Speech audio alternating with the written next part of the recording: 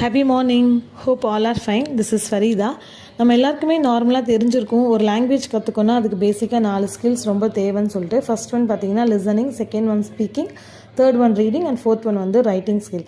So இந்த first ஒன்னாக இருக்கிற லிசனிங் ஸ்கில் வந்து ஒரு லாங்குவேஜ் கற்றுக்கிறதுக்கு மட்டும் இல்லை, நம்ம டே டு டே லைஃப்பில் ஒரு பெட்டர் பர்சனாக மாறுறதுக்கும் இந்த லிசனிங் ஸ்கில் வந்து ரொம்ப யூஸ்ஃபுல்லாக இருக்கும். நம்ம காமனாக எல்லாருடைய தாட்ஸும் எப்படி இருக்கும்னா, நம்ம பேசுறதை மற்றவங்க கேட்கணும் அப்படின்ற மாதிரி தான் இருக்கும். அடுத்தவங்க பேசுறதை நம்ம வந்து பெருசாக மெனக்கிட்டு கேட்குறதுக்கு நம்ம யாருமே விருப்பப்படுறதில்லை.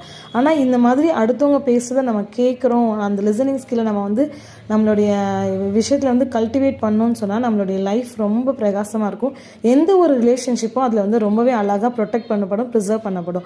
ஹஸ்பண்ட் அண்ட் ஒய்ஃப் ரிலேஷன்ஷிப்பாக இருக்கட்டும், ஒரு டீச்சர் ஸ்டூடெண்ட் ரிலேஷன்ஷிப்பாக இருக்கட்டும், ஒரு ட்ரெயினியாக இருக்கட்டும், இந்த மாதிரி யாருக்குமே வந்து இந்த லிசனிங் ஸ்கில்லை வந்து நம்ம வந்து கல்டிவேட் பண்ணிட்டோம், அடுத்தவங்க பேசுறதை நம்ம வந்து கேட்க ஆரம்பிச்சிட்டோம்னா நம்மளுடைய லைஃப் வந்து ரொம்ப பெட்டராக சூப்பராக இருக்கும்.